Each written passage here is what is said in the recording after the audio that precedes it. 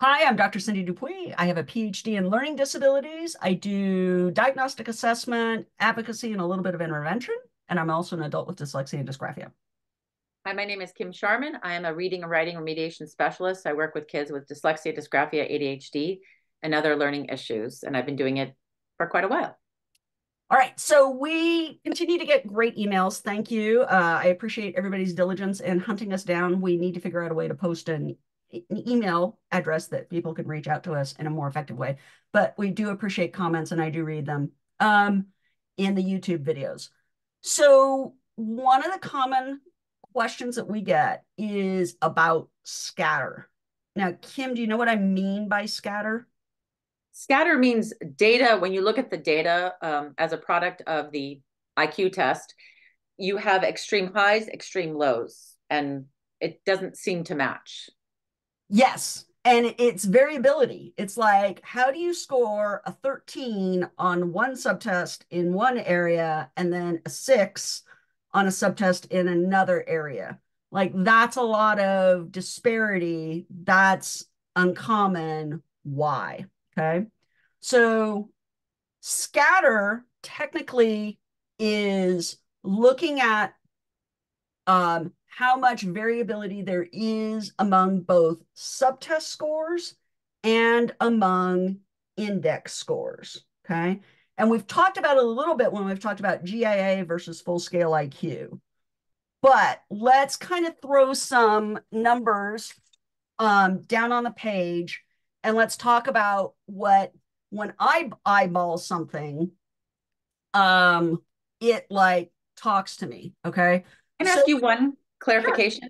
Yeah. So, briefly, index scores versus subtest scores. Are index scores a composition of all the subtext scores? You got it Okay. perfectly. So, for example, um, on a block design, you might see a kid get a score of 15, putting them in the 95th percentile. Okay. And then you might This give is a subtext score. this is a subtest score. And this is the one where you have the black and Yes, my favorite one red. Yes. that I've gotten better at. Yes, you have. Um, you have red and white blocks and you have a design, you have to put them together. Okay. And another common one where kids bonk or have a really hard time is digit span. Okay. And so if I see a kid with a digit span score of 6, which would be in a scaled score of 80, which would be in the 16th percentile, Mhm. that's a really big difference. Okay. Again, these are Now, both subtest scores. these are both subtest scores.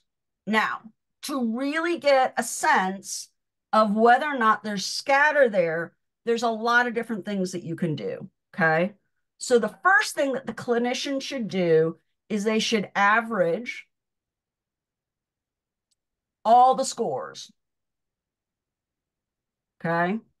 And when they average all the scores in the manual, there is a whole table that says if your average score is, let's call it 11.4, then you subtract the subtest scores from that 11.4 and you come up with a number and you look it up in the magic table and the magic table will come back and say, hey, this tends to occur in less than 5% of the population.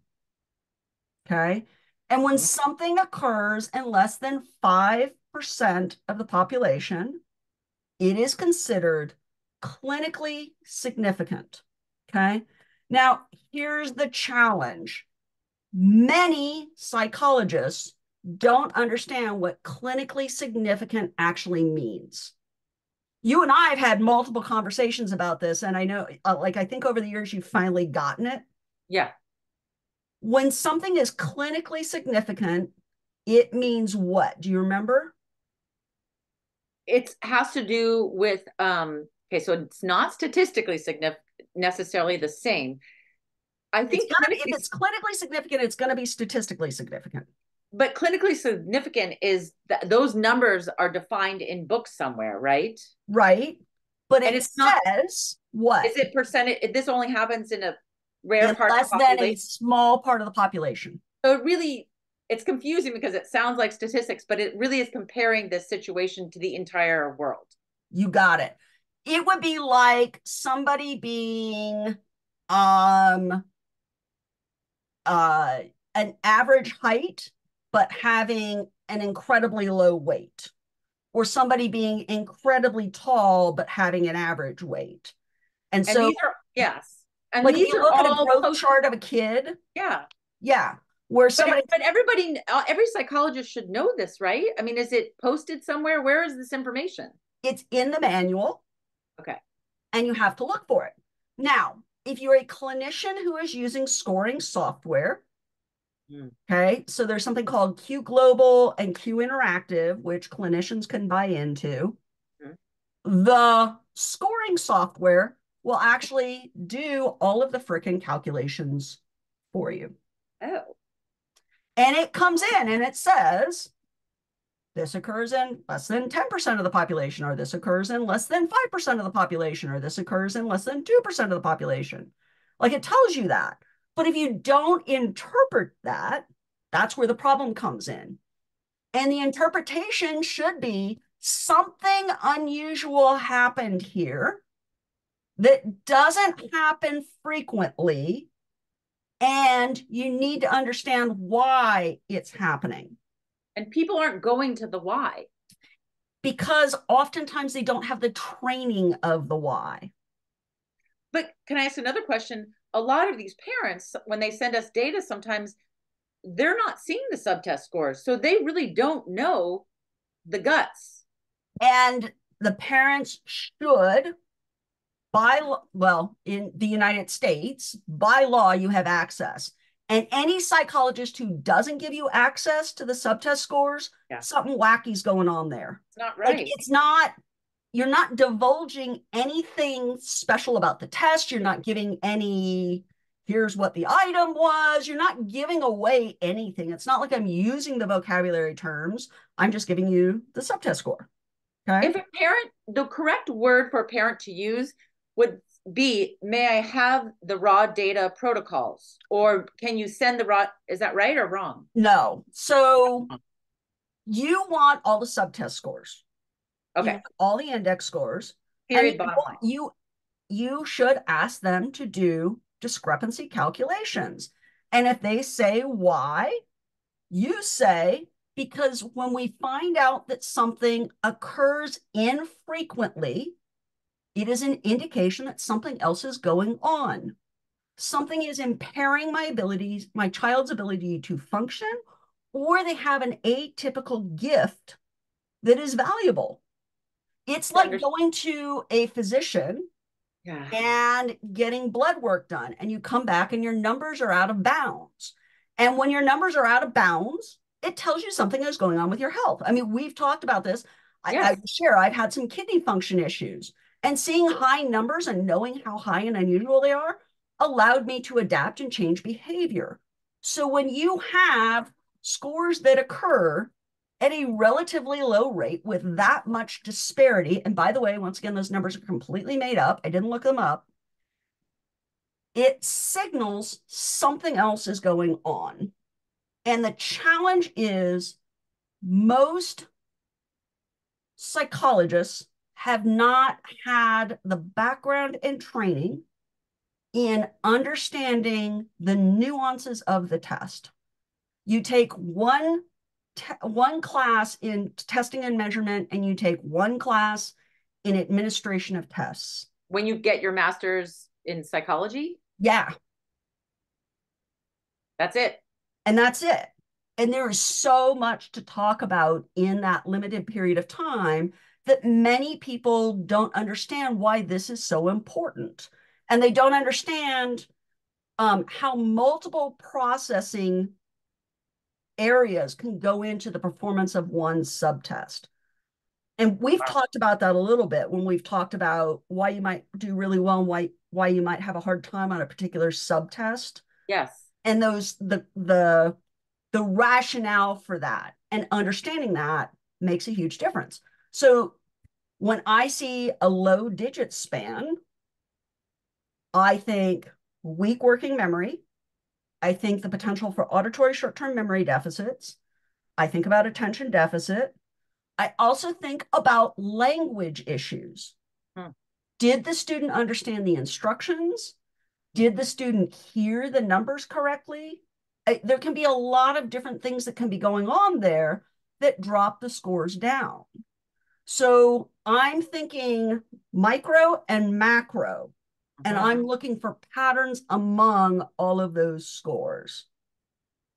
Does that make Perfect. sense? Yes, and just to be a nerd, on that little whiteboard you have, can you write in really plain terms 3 questions that parents can ask the psychologist once they receive these scores? May I please have the index scores? May I please have the subtest scores? And have you done what was that fancy word? So you should automatically get the index scores. That should be a given. Right. I keep pulling this pen that is dying. All right. My apologies, everybody. Index scores, Okay, that's you number should one. just be given. Okay. Um, Okay. Subtest scores. Yes. And I would say most clinicians give subtest scores. Hmm. Interesting. Okay. Like most Is this clinicians is do this that. public school and private school and individual person that you've paid for? Is Yeah. this go This, up private and this is data about your child, and you have, in the United States, you have a legal right to all of this. I don't know what the law is internationally.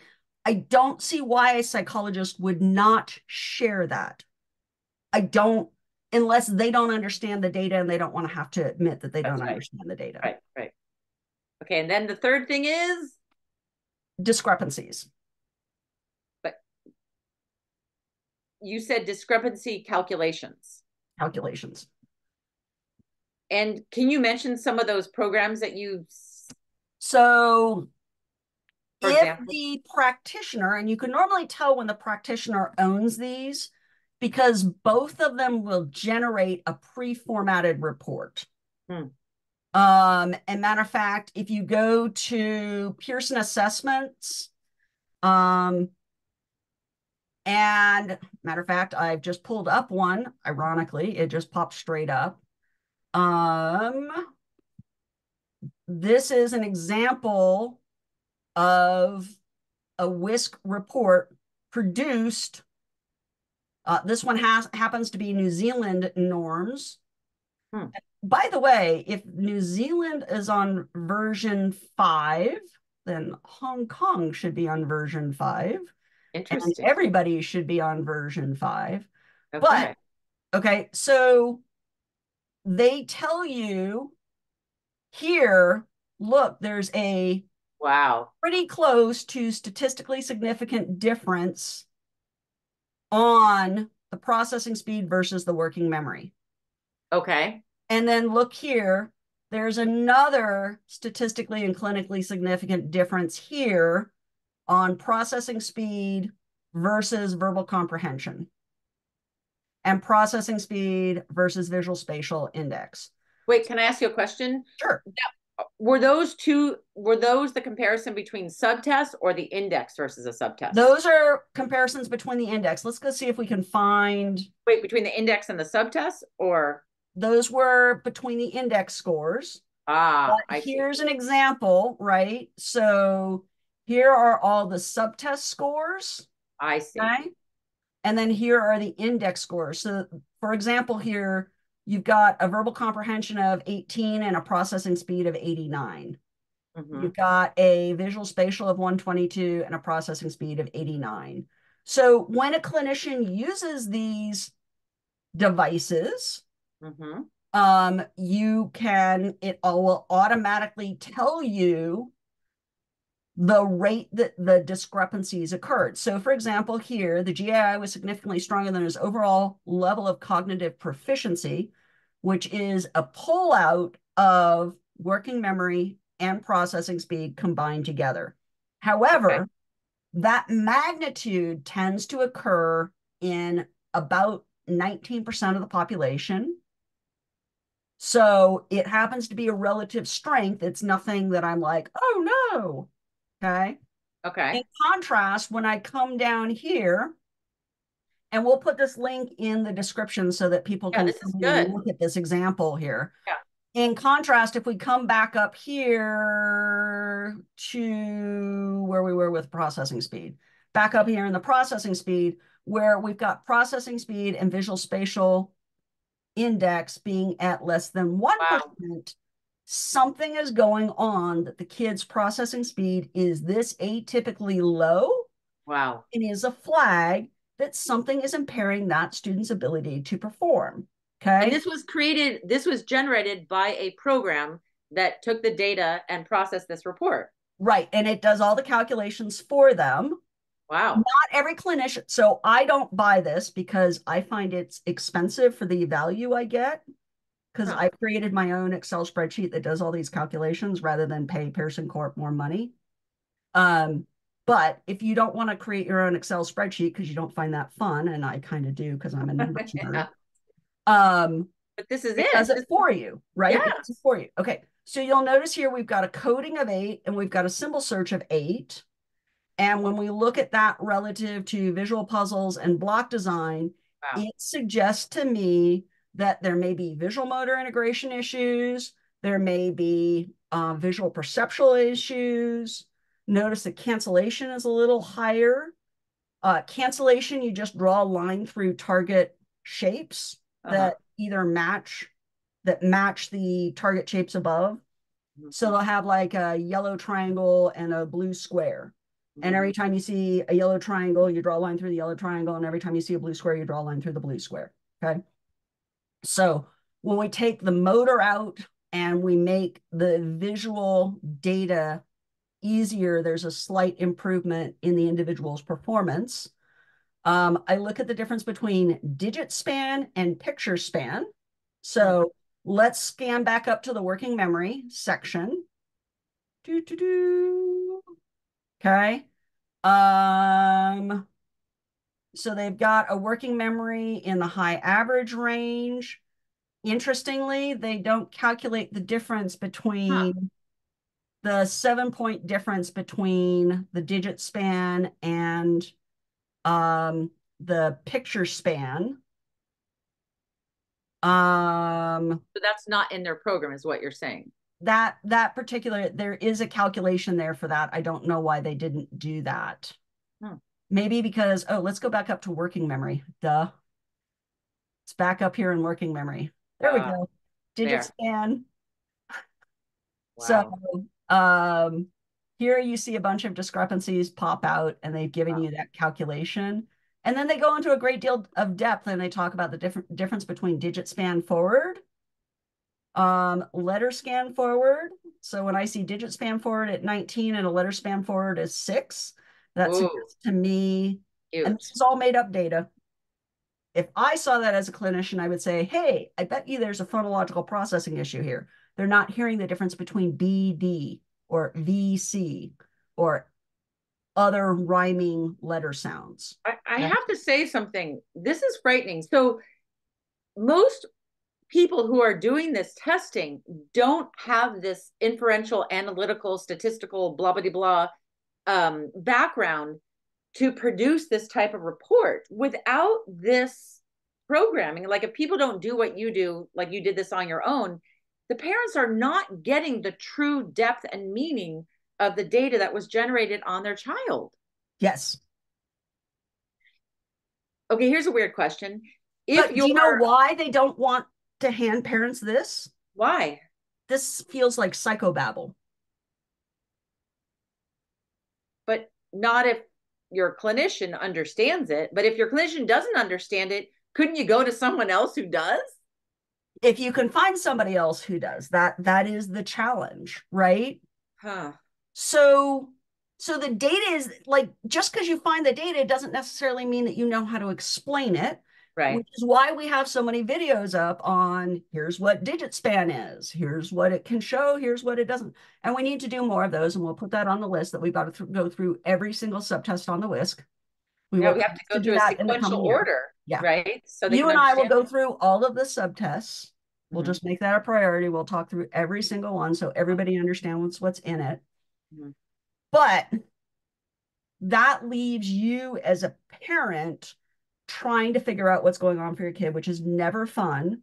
But No. again, the more you learn and the deeper you dive, the better off you are. Now, if you are a really dedicated parent and you really want to know more about test administration, interpretation of test Oh my administration, God. Okay. There Jerome it is. Sattler writes a book, Wow. um, and he independently publishes because Pearson Assessment would edit what he says. Mhm. And he goes into a great deal of depth talking about what the test measures, administration guidelines, theory behind it, the rationale, the factor analysis, all sorts of stuff. It's like the recipe book. It's not a fun read if you're not into it. I love it. But But you as a I'm a parent, nerd. but this is actually a recipe book to say, I don't get what does digit span mean. You could go straight into that book and find out. Yeah. And granted, it's $150 or whatever, but it will give you more than you ever wanted to know. And it's got a good index in it. And you can dive in all you want. You can also send us questions. But the whole purpose of why we're doing this, Cindy, is to Oh, allow parents kids. to sniff and smell something is wrong, and to question authority, question what you're being given, and saying, I don't understand, why is this so different in my subtest scores or whatever. We want to empower you to do that. Yes. And if the first person you go to can't answer the questions, you got to keep going. You got to keep digging. Yes. We have amazing outcomes from really young kids to really old kids. Understanding what the data means, having kids understand how their own brain works, does Yes. so much to empower them and help them recognize every brain is different. And just Yes. because you have a weakness in one area doesn't mean that you can't go do great things. I'm And I'm a walking case study in that, yes. right? And by the way, to all the parents watching this, your job is not only to define what the problem areas are, but your job is also to point out what the genius areas and what the gifts are of each child, because each of us is born with genius. It's everybody's got it. You can't help it. It was Yeah. poured into you when you were born. And kids don't need to just, I mean, we need to figure, the earlier you find out both, the better. It's not negative to the kid to identify this area and then remediate it. It's not. When I do kid debriefs, even for little kids, I spend time talking about, let me tell you where you crushed it. And Right. I normally list multiple areas and I tell them how great their strengths are. Right. And then we talk about weaknesses. And we identify three, maybe four things that we're going to work on with kids so that they understand that this is not stagnant. Your brain can change how it works. And just because a score is low now doesn't mean it will forever be low. And I have to say, I was very upset when I did this, try to change things where I live, when the head of that department of the school district said, you don't want your child to be categorized as dyslexic. You don't want that shame on them. Oh, yes. Well, she didn't use the word shame, but she, how do you say, presented that as the tone of like, you don't want your kid to have that and be told. Not having a label doesn't change the symptomology. and You and can the have the impact on the child. features, you can have the features of all sorts of health issues and not have the label, and it doesn't change the fact that you have issues. And that the Right. kid is suffering and not getting the right help.